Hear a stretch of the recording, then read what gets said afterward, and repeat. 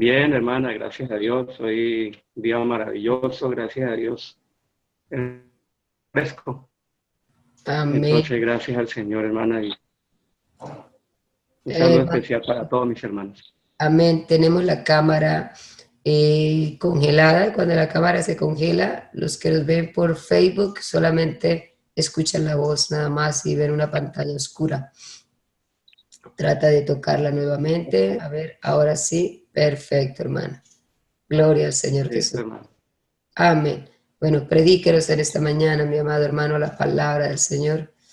Esperemos que ese dispositivo no se Amén, hermano. mueva de allí y todo funcione bien. Bendiciones. Amén. Gloria a Dios. Bien, hermano, saludo para todos en esta mañana, en el nombre del Señor.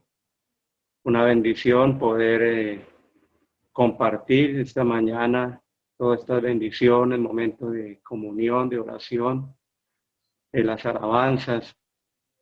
Todo esto nos llena cada mañana, nos prepara para el día que vamos a vivir. Y vamos a tener unos minutos aquí que nos quedan para compartir hoy la palabra del Señor. Quisiera hoy eh, tocar un aspecto de la vida cristiana que encontramos aquí en Efesios capítulo 5. Quiero leer dos textos para introducir el tema. El primero está en Efesios 5, versículo 1 y 2. Aquí dice: sed pues imitadores de Dios como hijos amados, y andad en amor como también Cristo nos amó y se entregó a sí mismo por nosotros, ofrenda y sacrificio a Dios en olor fragante.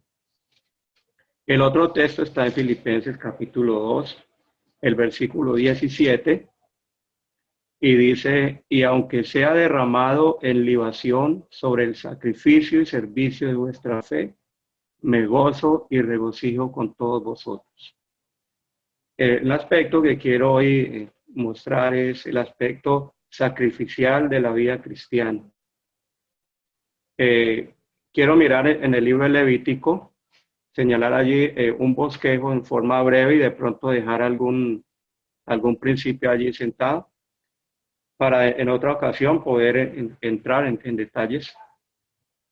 Y es que en el libro de Levítico lo primero que se nos presenta es el aspecto del sacrificio. Hay 7 capítulos que ocupan este tema, los primeros 7 capítulos de Levítico, que nos presentan allí 5 ofrendas que el pueblo de Israel ofrecía a Dios.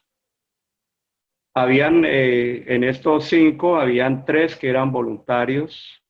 Está los primeros 3 que se señalan allí: el holocausto, la oblación u ofrenda de cereales y la ofrenda de paz. Los otros 2, que eran el sacrificio por el pecado y la ofrenda por la culpa, eran obligatorios. Entonces, 3 voluntarios, 2 obligatorios. En estos sacrificios, lo primero que se nos enseña es lo que leemos en la carta a los Hebreos, que la sangre de los toros y los machos cabríos no podían quitar los pecados, pero que Cristo entrando en el mundo dice: ofrenda y sacrificio no quisiste, más me preparaste cuerpo. De manera que estos sacrificios que encontramos aquí solamente eran una sombra, una figura del sacrificio perfecto que Cristo venía a ofrecer un día, como el Cordero de Dios que quita el pecado del mundo. Pero hay aquí un aspecto también que nos involucra a nosotros, ya que si miramos, por ejemplo, el texto que leímos en Filipenses, Pablo habla de la vida de los creyentes allí en Filipos como, como un sacrificio. Y Pablo dice: y aunque yo sea derramado en libación sobre el sacrificio y servicio de vuestra fe, me gozo y regocijo aún. Entonces, un aspecto de la vida cristiana se ve como una ofrenda de sacrificio a Dios. Y Pablo habla de su propia vida como una libación derramada sobre el sacrificio de la vida de estos creyentes ofrecida a Dios. La libación era una ofrenda de líquidos que se derramaba. Una ofrenda era preparada de vino y aceite, que se derramaba sobre el holocausto, se derramaba sobre la ofrenda de paz y se unía allí en el para ofrecer a Dios. y habla de una vida como que se va derramando, que se va entregando, pero que día tras día se va consumiendo y se va entregando a Dios en el altar, hasta que llega a ser una total, una vida totalmente derramada, que se ha entregado en el servicio a Dios. Desde el momento que nos consagramos a Cristo y entendemos este llamado de Dios, comenzamos a vivir totalmente una vida para Dios. Pablo dice en la segunda carta a los Corintios que si Cristo murió por todos, es para que los que vivimos ya no vivamos para nosotros mismos, sino para aquel que murió y resucitó por ellos. Un bosquejo aquí para que tengamos en memoria las 5 clases de ofrenda o sacrificio que hay. En el capítulo 1 se nos señala el holocausto.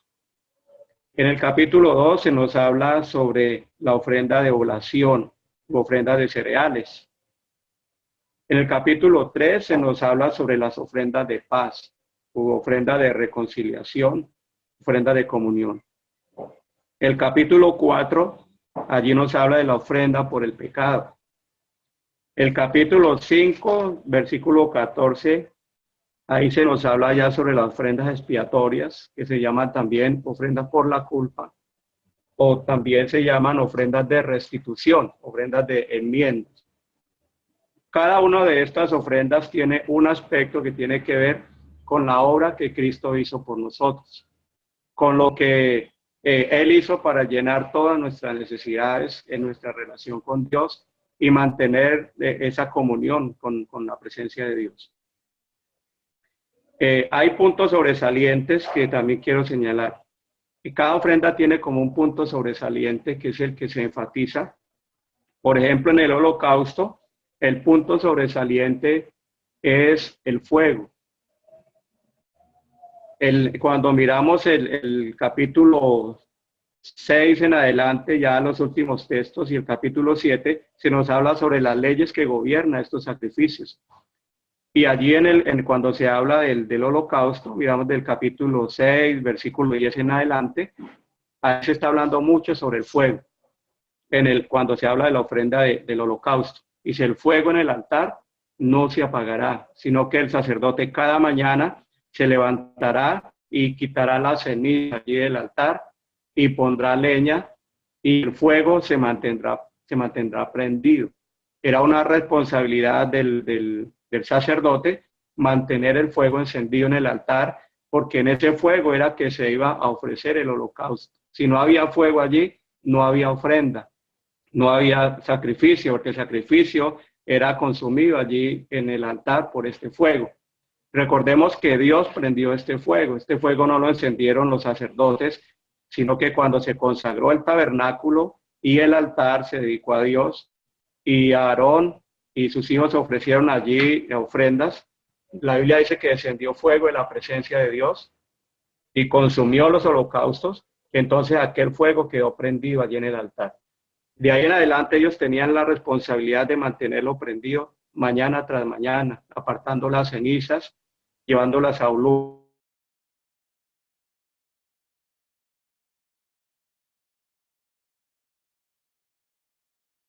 En el holocausto es que el fuego en el altar tenía que mantenerse prendido. Esta es una ofrenda del todo quemada, que es un aspecto también sobresaliente. El punto sobresaliente en las ofrendas de comida o de oblación, el capítulo 2, es el aceite.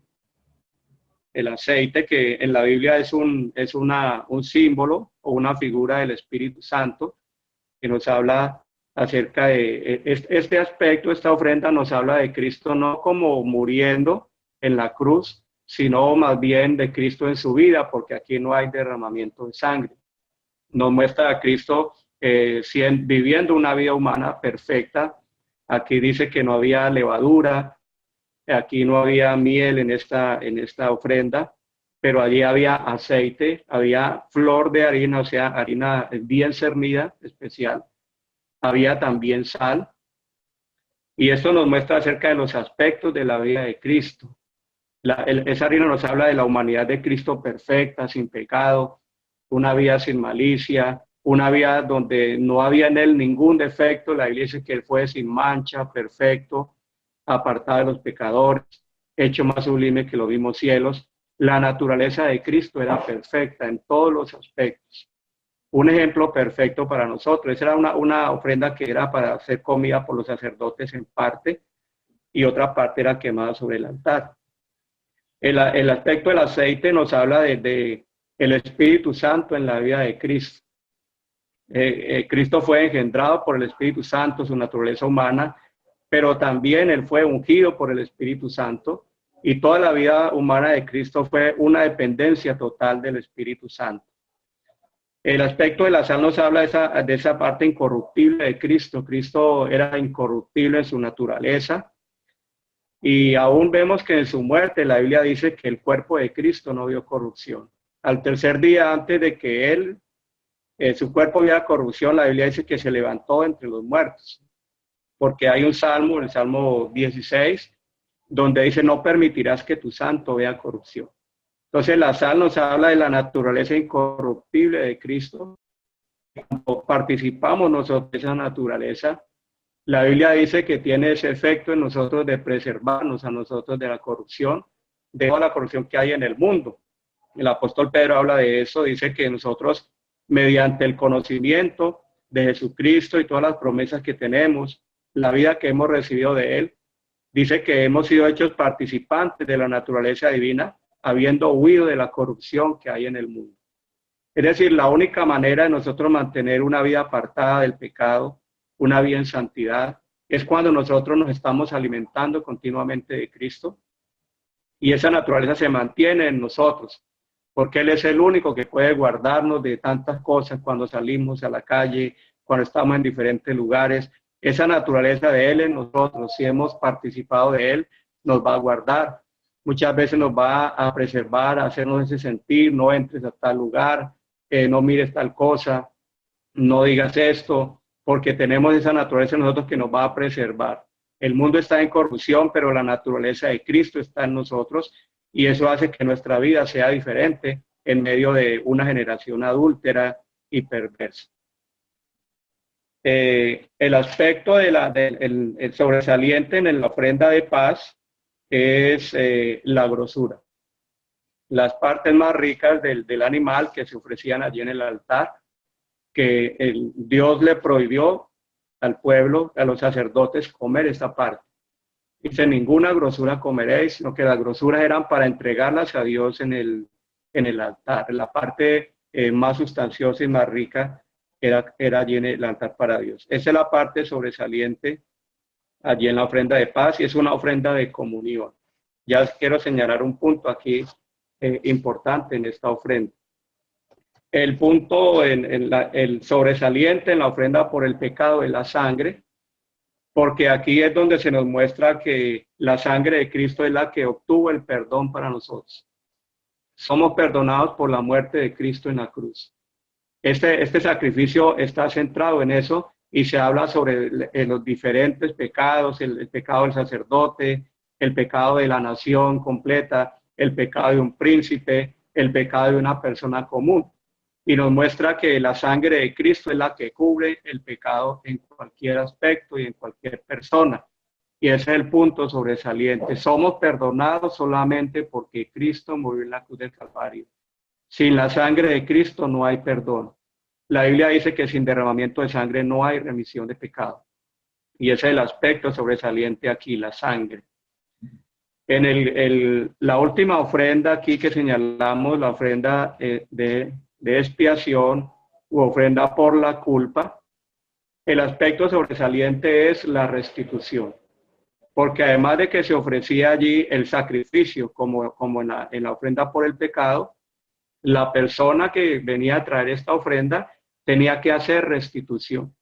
Si había defraudado en las cosas santas, o si había defraudado a su prójimo, si lo había calumniado, si había robado, si había hecho algún agravio, la persona tenía que traer el sacrificio que traía allí. Y además tenía que restaurar a la persona lo que había quitado, lo que había calumniado, lo que había defraudado, pero además de eso añadir la quinta parte. Esto quiere decir el 20%, lo que nos da a entender que la deuda era completamente pagada y la persona ofendida salía ganando en este aspecto porque aún le era restituido más. Esta ofrenda nos muestra que no solamente perdonado, sino que se pagó totalmente la deuda. Cristo pagó completamente, pero pagó con abundancia. La Biblia dice que cuando el pecado abundó, sobreabundó la gracia. Entonces no creyentes con Dios, nuestros pecados fueron totalmente cancelados, fueron totalmente pagados, quedamos totalmente absueltos y libres en la presencia de Dios, porque la Biblia dice que en Cristo tenemos abundante redención. Quiero señalar un poquito aquí en la ofrenda de paz, porque aquí se nos señala un aspecto que mientras leía estaba pensando en algo importante que nos enseña. La ofrenda de paz es una ofrenda diferente a todas, en el sentido de que allí todos tenían parte. Una parte la tenía Dios, grosuras, otra parte la tenía el sacerdote que la ofrecía, él tenía una parte allí que era para él comer. Pero en esta ofrenda es la única, hay una parte que tenía la persona que trae. Él tenía también una porción para él comer. Es decir, que allí se reunían Dios, el sacerdote y el oferente en una comida, en una cena común. Todos participaban allí en la ofrenda de...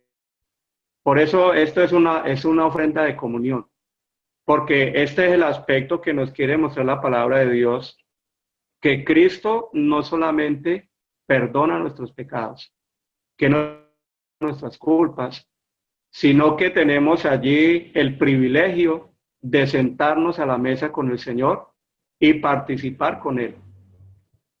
Y creo que el aspecto que la Biblia nos muestra más elevado de comunión es, y estaba mirando unas partes de la Biblia, por ejemplo en Éxodo 24, cuando dice que subió Moisés, Aarón y algunos príncipes del pueblo, subieron allí al monte a la presencia de Dios, que después de que ofrecieron el sacrificio, rociaron el libro con la sangre al pueblo, ofrecieron los sacrificios que Dios mandó, la Biblia dice que Dios descendió y estuvo allí en el monte, y la Biblia dice que ellos, pero que Dios no extendió su mano para destruirlos a ellos, pero ellos vieron a Dios. Y la Biblia dice que estuvieron allí y comieron y bebieron en el monte. Entonces esto nos habla de comunión. La Biblia también nos muestra, por ejemplo, en Apocalipsis capítulo 3, versículo 20, que dice, el Señor, aquí yo estoy a la puerta y llamo. Entraré a Él y cenaré con Él y Él conmigo. Entonces esto habla de una comunión íntima que el Señor quiere tener con nosotros. El sentarnos a la mesa y comer juntos habla de que tenemos compañerismo, tenemos... Y estaba pensando en el hijo pródigo. El hijo pródigo estuvo perdido, estuvo apartado de la casa, pero cuando él regresó, su padre lo primero, él lo abrazó y él sintió el abrazo del padre aquel día, que su padre realmente lo amaba. Pero luego le mandó cambiar las vestiduras, le quitó aquellos vestidos que tenía andrajosos, le mandó a poner el mejor vestido y luego dice que le puso calzado en sus pies y le puso anillo en su mano. Allí estaba ya el hijo pródigo totalmente restaurado. Y después de esto, entonces dice, y hagamos fiesta y comamos, porque este hijo mío era perdido y ha sido hallado, había muerto, pero ha vuelto a vivir. Y la Biblia dice que comenzaron a hacer fiesta y a regocijarse. Entonces, ya se sentó a la mesa, pero totalmente restaurado, vestido, limpio, ya había sentido el abrazo del Padre, había sentido ese amor, y ahora es invitado a sentarse en la mesa a participar de comunión. Mientras estaba mirando esto, que creo que este es un aspecto que nosotros los cristianos a veces no hemos entendido y estamos descuidando. Porque a veces nos conformamos con sentir que Dios nos perdonó y sabemos que Dios nos ha perdonado. justificados por la fe por medio de Jesucristo. Pero el apóstol Pablo dice que Dios nos llamó a la comunión con su Hijo Jesucristo. Somos llamados a tener un compañerismo con Él, a participar íntima. La carta a los Hebreos dice que teniendo ya un sumo sacerdote sobre la casa de Dios, y dice que habiendo ya teniendo entrada por el velo que fue roto y teniendo un camino nuevo, y dice con corazón sincero, que entremos al lugar santísimo. Es un llamado a tener comunión con Dios. Y pienso que a veces nosotros hemos visto esta parte de una manera no muy correcta, porque a veces cuando pensamos en la oración, algo que tenemos que hacer, como una carga, mientras que la Biblia nos está hablando que es un privilegio y es un momento de oportunidad para conocer más al Señor, de compartir con Él, de tener como sentarnos a la mesa con el Señor. Cuando uno se sienta a la mesa a comer es porque es un momento de gozo, de compañerismo, cuando uno puede escuchar a la otra persona, compartir, tener cosas en común. Dios, participemos con Él y tengamos un compañerismo estrecho. Mire que mirando una diferencia en la vida de Abraham y de Lot, la Biblia nos dice que Dios llegó a la casa de Abraham y estuvo allí. Dice que Él se sentó y comió con él y compartieron muchas cosas. Pero Lot, aunque era un hombre justo, la Biblia no dice, los ángeles cuando llegaron a Sodoma realmente no querían entrar a la casa de él. Él tuvo que rogarles, ellos realmente no querían estar allí en aquel lugar. Pero había un lugar especial allí con Abraham, porque él tuvo ese privilegio que Dios se sentara allí en esa manifestación angelical, se sentara y participaran, y en medio de esa comida Dios comenzó a hablarle acerca de las promesas que tenía para él, las bendiciones, y había un compañerismo muy estrecho. La Biblia dice que Abraham fue llamado amigo de Dios. Dios quiere que nosotros entendamos ese aspecto, que cada día veamos la oración y el compañerismo con Dios como algo que es una comunión, algo que Dios nos ha permitido, porque no solamente nos ha perdonado, sino sentarnos a su mesa, compartir con Él, disfrutar con Él. La Biblia dice que había, por ejemplo, una gran diferencia entre la relación que había de Dios con Moisés a la que había con el pueblo, porque dice el Salmo 103, Dios a los hijos de Israel les manifestó, ellos vieron sus obras, pero dice que a Moisés le notificó sus caminos. Y creo que hay una gran diferencia entre ver las obras de Dios, caminos de Dios. Porque Dios a Moisés le dio una parte que no tenía con el pueblo, porque ellos nunca tuvieron la relación con Dios que tuvo Moisés. La Biblia dice que Moisés tenía una relación con Dios, dice que era como hablaba cualquiera de su compañero cara a cara. Y Dios dijo, cuando yo hable con alguno en el pueblo, algún profeta, entre ustedes voy a hablar por sueños, por visiones, pero no así con mi siervo Moisés. A la apariencia de Jehová. Entonces hoy ya los minutos que tenemos se nos han acabado, pero Dios nos permita de pronto en otra ocasión profundizar un poquito más. Hoy lo que quiero dejar es esto. Dios quiere que nosotros entendamos este aspecto, ¿no? Y que que aprendamos a tener un compañerismo, que veamos a Dios como nuestro amigo, como nuestro compañero, alguien a pedirle cosas, a poner peticiones delante de Él, sino alguien con quien nos sentamos a hablar, con un padre, como un amigo, y alguien que puede cara a cara con Él, porque ese es el lugar que Dios nos ha dado a su mesa. La sangre de Cristo hizo esa provisión. Y hoy podemos tener esa comunión con el Señor, porque esta ofrenda es el aspecto que Dios quiere mostrarnos en esta comida. Somos participantes de Cristo, tenemos una comunión con Él y debemos disfrutarla cada día. El Señor Jesús nos bendiga, hermano.